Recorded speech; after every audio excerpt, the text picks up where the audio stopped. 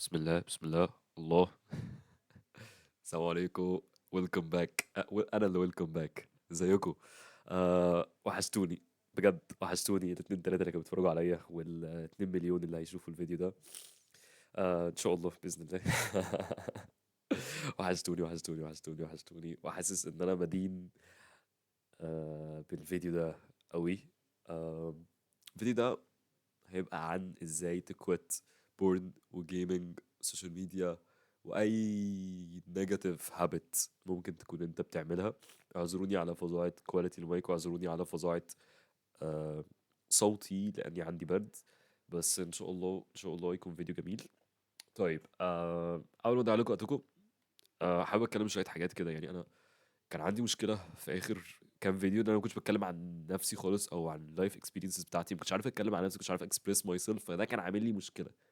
فكنت عايز اقسم تشانلز كتيره وانا اصلا بحب البرمجه وبحب اتكلم في البرمجه وانا اصلا شغال بدرس برمجه. فالحوار ده إيه ده؟ طب انا عايز ادخل ده في الفيديوهات، عايز اميكس الدنيا مع بعض، وده كان عامل لي مشكله الصراحه.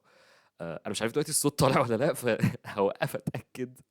وربنا يستر. ان شاء الله ان شاء الله طالع، ان شاء الله مش هوقف، سيبها على الله. سيبها على الله. باذن الله الصوت طالع. فعشان الحاجات دي كلها مش داخله، فبحس بمشكله كبيره اللي هو محتاجين يا جماعه ندخل الحاجات دي مع بعض، محتاجين نعرف بعض اكتر، الناس عامه محتاجين يعرفوا بعض اكتر. مش بنقد وضع، انا بقول بستيت، بعمل ستيتمنت دلوقتي ان الناس محتاجه تعرف بعض اكتر عامه. عامه in general. مش بقول ان الناس ما بقتش بتعرف بعض بقى ونقعد نعيط وبتاع. ف that's it. طيب، نخش في الموضوع. زي تكويت جيمنج وبورن وسوشيال ميديا وبتاع. الفيديو ده في الاغلب هيبقى مختلف عن بقيه الفيديوهات. بقيه الفيديوهات كنت بعملها سكريبت وبجهز ستيبس وبتاع وحوار فكانت بتبقى مش من هنا قوي، فاهم؟ بس كانت الميزه اني بعرف اقول كذا بوينت. فانا دلوقتي في الاغلب هقول بوينت واحده الا وهي ان انت لو عايز تبطل جيمنج وبورن وسوشيال ميديا، فانت عندك مشكلة. مش عندك مشكلة، انت اكيد عايز هتفهم ان انت عندك مشكلة ان انت عايز تبطل. بس لا، مش دي المشكلة. انت المشكلة دلوقتي ان انت مش المفروض تبطل. طن طن طن طن. لا بجد، مش المفروض تبطل. ليه اسمها ابطل؟ يعني بص، هفهمك قصدي عشان عندي مشكلة مع الكلمات، بقعد افكر في الكلمة كتير وبتاع. فاكيد في حد فيكم زيي يعني. أه... ليه بتقول ابطل طالما هي حاجة وحشة؟ فانت اصلا بتعملها ليه؟ يعني انت لو شايفها حاجه وحشه فانت بتعملها ليه؟ عشان انت بتعمل حاجات وحشه؟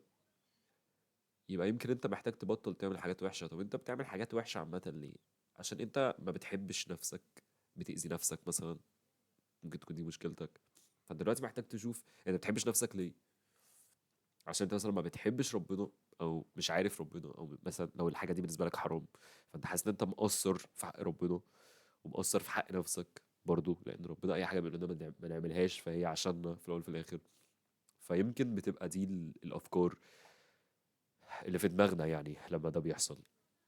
عايز اقفل الديسكتوب اوديو انا فاتحه ليه؟ ف ف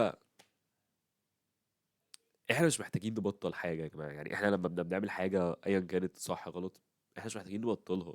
احنا محتاجين نغير من نفسنا. ده اللي انا بشوفه دايما اصح. يعني ايا كان انت عمرك ما هتبطل حاجه، خلينا نكون متفقين. ولو بطلت حاجه مش هتبطل التانية، عشان المغالطه دي في ناس كتير قوي بتقع فيها، وانا منهم كده كده. يعني انا في فترات كنت بقول فيها بطل كذا وبتاع، ولحد دلوقتي لحد النهارده انا بقول عايز ابطل كذا. تمام، بس مش هتعرف تبطل كل حاجه. انت لو قلت بطل دي هتبقى بتعمل دي، ممكن على فكره لما تبطل دي تعمل دي اكتر. هي كده يعني، انت كده كده هتبقى بتعمل حاجات انت مش عايز تعملها. هو ده عندنا، ده في طبع البشر عامة. فاهم؟ لو احنا ما بنعملش الحاجات اللي احنا مش عايزين نعملها يبقى احنا كده ملايكة. او ان احنا اصلا بنبقى عايزين نعمل الحاجات دي بس احنا بنكذب على نفسنا ان احنا مش عايزين نعملها. يا رب يكون صوت بنت اختي اللي بتعيط دي مش طالع في المايك. بس اعذروني يا جماعة، اعتبروا نفسكم قاعدين معايا في البيت دلوقتي.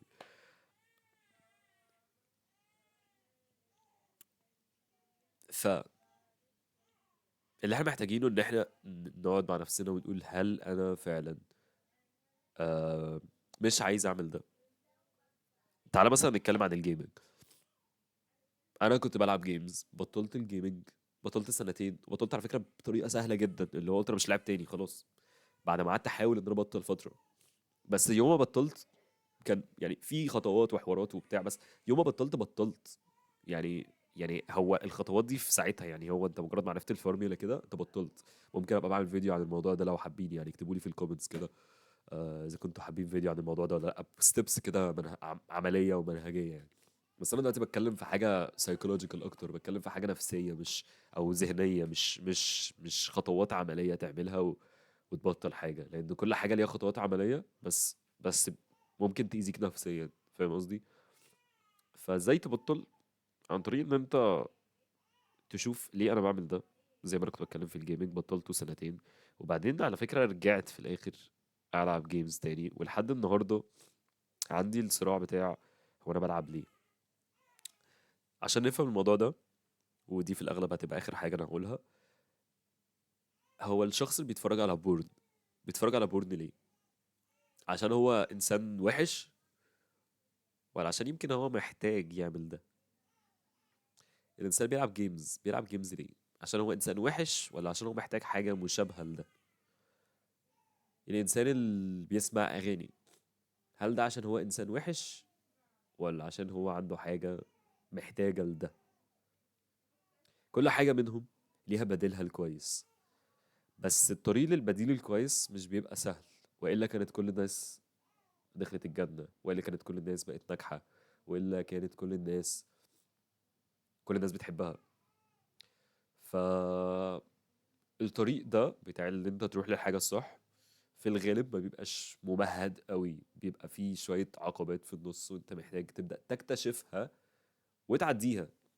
مش تكتشفها بس، ومش تعديها بس، لو انت عارفها التعدية بتبقى سهلة قوي، ولو انت بتعرف تعديها ومش عارفها، اول ما بتعرفها بتعديها. فبس للأسف في اكتر من، فالطريق بيطول. حاسس ان انا بفسر حاجات مش محتاجة تفسير يعني. بس المهم انه اشتغل على الحاجة اللي تخليك تبطل الحاجة اللي انت عايز تبطلها. يعني لو انت بتلعب جيمز وانت كاره كونك بتلعب جيمز، وشايف ان انت ممكن تبدلها بحاجة تانية احسن، حاول تفكر كده، حاول تخلي تفكيرك بوزيتيف مش تفكيرك نيجاتيف، اللي هو احنا عايزين ننقص دي من حياتنا. لا، انا عايز ازود كذا في حياتي، او ابدل كذا في حياتي، والحاجة التانية بتديني قيمة أكبر، فأنا كده هبقى بضيف، كده هبقى بعمل حاجة بوزيتيف، غير لما أبقى ماشي بالنيجاتيف، أو أبقى ماشي بالعقلية بتاعت إن أنا أحوش. يعني عارف العقلية بتاعت إن هو إيه؟ وتخيل كنت دي بسمعها بجد، اللي هو الناس اللي هم بيقول لك إيه، آه شدة السيفون بكذا. فإحنا على فكرة لو شدينا السيفون سمول فلوش، السمول فلوش اللي عارف انت السيفون اللي بيبقى فيه الحتتين اللي بتضغط عليهم، فندوس على الصغننه عشان نوفر ميه، الميه دي بكذا. جميل يعني لو احنا بنتكلم في الحفاظ على البيئه ونعمه ربنا والكلام ده، جميل جدا. بس لو احنا بنتكلم في كده بجد عشان نوفر فلوس، بجد يا اسطى، انت لو وفرت الوقت اللي انت فكرت فيه في الحوار ده، وش رحت دايس على السيفون ورحت طالع شفت الشغل اللي وراك، هتقدم هتتقدم في حياتك، مش هيفرق معاك تمن الشدة دي. نفس الكلام، انا لو كل مرة بعمل ذنب او بعمل عادة سيئة بتأخرني في حياتي، بقوم بعدها بعمل حاجة بتقدمني في حياتي 3 مرات الوقت اللي انا اتأخرته، مش هيبقى عندي مشكلة. وده المنطق بتاعنا حتى في المعاصي، ان انت لما بتعمل ذنب، انت بعد ما بتعمل الذنب لو قمت صليت ركعتين واستغفرت ربنا، اعمل يا عم الذنب. يعني انت فاهم الفكرة بتاعتها، مش كل الذنوب طبعا، ومش في كل الاوقات، يعني ما تحللش لنفسك بالطريقة دي، لان انت يعني ممكن تضحك على نفسك من الحتة دي، او الشيطان يضحك عليك من الحتة دي. بس نفهم الكلام يعني على حقيقته، اكيد انتوا فاهمين نواياي، يعني انا مش ساتانست. فكل شيء غلط انت مجبر لسبب ما تعمله غصب عنك، ممكن تعوضه بشيء تاني يخلي ربنا يحبك، يخلي ربنا يساعدك انك تبطل الشيء ده. و و يمكن انا كنت ممكن اتكلم اكتر من كده او اضيف حاجات اكتر من كده، او انا حاسس ان انا عايز اتكلم معاكم اكتر من كده بجد عامة. ونفسي بجد اطلع لايف واقعد اتكلم معاكم، يعني نفسي بجد ان شاء الله. آه، اخر حاجة عايز اختم بيها الا وهي انه انت لو بتتكلم لو انت بتتكلم مع ربنا في كل حاجة انت بتعملها، آه، لو انت بتكسب لو انت قسمنا حياتك دي لجيم، لو انت بتكسب جيم، بدل ما انت بتكسب جيم هتكسب 3 وهتكسب 5 و7 و10 بدل جيم. لو انت بتخسر 10 جيم فانت هتخسر 8 و5 و3 و1 ومش هتخسر. فيمكن المشكلة في حتة ان انت عايز تبدل بعادة كويسة او عايز تشيل عادة وحشة.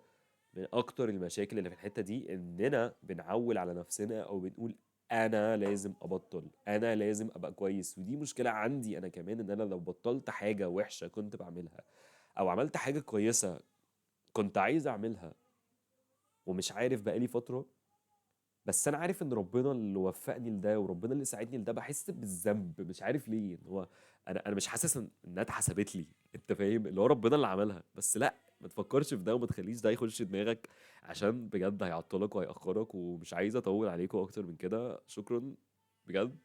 uh, love you love you love you. تعال تحضن عب اخوك. see you. باي.